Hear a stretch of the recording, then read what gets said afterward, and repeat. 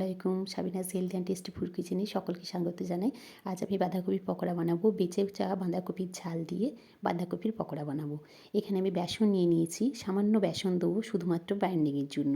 বাঁধাকপির ঝাল যদি লবণটা কম হয়ে থাকে তাহলে সামান্য লবণ ব্যবহার করবেন, না হলে কোনো কিছু দেওয়ার দরকার নেই। এতেই দেখবেন পকোড়াগুলো খুব সুন্দর খেতে হয়। বাঁধাকপির যে তরকারি সেটা দিয়ে যদি পকোড়া বানাই, আর কাঁচা বাঁধাকপির পকোড়া বানালে আমি দেখেছি এই তরকারি দিয়ে বানানো পকোড়াগুলো বেশি টেস্টি হয়। আর বাঁধাকপি তো এই সময়টা ভালোই পাওয়া যায়, আর তাই দিয়ে আমি এই বাঁধাকপির পকোড়াগুলি বানিয়েছি, আর সেই রেসিপিটাই আপনাদের কাছে নিয়ে এসেছি। দর্শক বন্ধুদের কাছে আমার অনুরোধ রইল, আমার এই রেসিপিটা দেখে আপনারা অবশ্যই বানাবেন। এইভাবে দেখুন আমি খুব ভালোভাবে এটা মাখিয়ে নিচ্ছি, আবার স্প্যাচুলার সাহায্যে আমি ভালোভাবে মিক্স করে নিচ্ছি বেসনটা। বেসন কিন্তু খুব বেশি দেওয়া চলবে না, তাহলে ভেতরটা কাঁচা থেকে যায়। তাই বেসনটা সামান্যই দেবেন। আর বেসনের পরিবর্তে কেউ ভাঙা ছোলা সেটাকে ভিজিয়ে সেটা মিক্সিতে গ্রাইন্ড করেও যদি দিয়ে বানান এই পকোড়াটাও কিন্তু আরও ভালো হয়। দেখুন মেখে নিয়েছি খুব ভালোভাবে। হ্যাঁ, ডোটা রেডি হয়ে গেছে। এরপর আমি এটিকে পকোড়ার শেপ দেবো। যেরকমভাবে আমরা পকোড়া বানাই সেইভাবেই পকোড়া শেপ দিয়ে দিচ্ছি। এভাবে দেখুন আমি একটা পাত্র নিয়েছি এটাতে রাখবো বলে।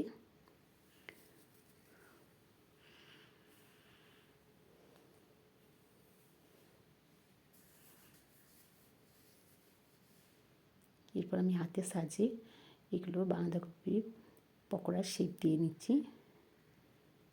সামান্য অয়েল লাগিয়ে নিয়েছি, সাদা তেল। আর এরপরে আমি দেখুন চামচের সাহায্যে এটা নিয়ে বাঁধাকপির পকোড়ার শেপ দিয়ে দিচ্ছি। আমি একটু চ্যাপ্টা মতো করব। গোল করলে কী হয়, ভেতরটা কাঁচা থেকে যেতে পারে, তাই একটু চ্যাপ্টা সাইজেরই বানানোর চেষ্টা করবেন। আর এইভাবে দেখুন হাতের সাহায্যে আমি এগুলো চ্যাপ্টা বানিয়ে দিচ্ছি। এভাবে আমি একে একে সমস্ত ডোটার পকোড়ার শেপ দিয়ে নিচ্ছি। আর আমার এই রেসিপিটা যদি আপনাদের ভালো লেগে থাকে তাহলে রেসিপিটাতে অবশ্যই লাইক দেবেন, আর রেসিপিটা একটু শেয়ার করবেন। আর যে সমস্ত দর্শক বন্ধুরা আমার এই রেসিপিগুলো দেখেন, আমাকে কমেন্ট দেন, আমার রেসিপিতে লাইক দেন, আমার কিন্তু খুবই ভালো লাগে। আর আমি চেষ্টা করি যাতে কমেন্টে এবং রিপ্লাই দেওয়ার।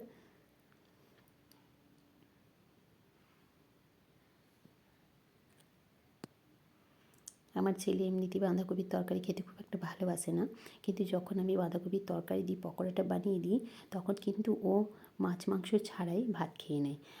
আর এগুলো শুধু খেতেও খুব ভালো লাগে, ভাতের সাথেও কিন্তু দারুণ সুন্দর লাগে। তাই আপনারা অবশ্যই বাড়িতে বানাবেন। দেখুন আমি সবকটা পকোড়া বানিয়ে নিয়েছি, পকোড়া শেপ দিয়ে নিয়েছি। এবার এগুলো আমি ডুবো তেলে ছেঁকে নেবো। গ্যাসের ওপর একটি কড়াই গরম করে নিয়েছি, তাতে আমি সাদা তেল দিয়ে দিচ্ছি। খুব বেশি তেল দেওয়ার দরকার নেই, ডিপ ফ্রাই হবে, তাও সামান্য তেল দেবেন। এইভাবে একে একে আমি সবকটি পকোড়া ছেঁকে নেব।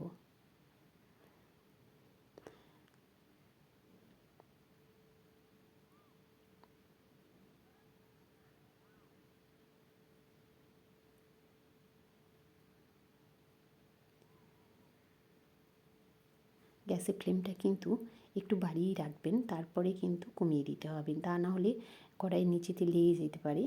আর খুব বেশি হাই রাখলে কি হবে, ভেতরটা আবার কাঁচা থেকে যাবে। তাই গ্যাসের ফ্লেমটা মিডিয়াম কখনো বা লো করে দিতে হবে। দেখুন এইভাবে আমি সবকটি ছেঁকে নিচ্ছি। আমি পুরোটা দেখাচ্ছি না, আস্তে আস্তে আমি সমস্ত পকোড়াগুলি ছেঁকে নিয়ে তারপরে আমি আবার আপনাদের কাছে ফিরে আসছি। দেখুন একটু সময় নিয়ে ভাজতে হবে, তা না হলে কিন্তু কাঁচা থেকে যেতে পারে। দেখুন এগুলি আমি একে একে তুলে নিচ্ছি কড়াই থেকে। এইভাবে আমি সমস্ত পকোড়াগুলি ছেঁকে নেব।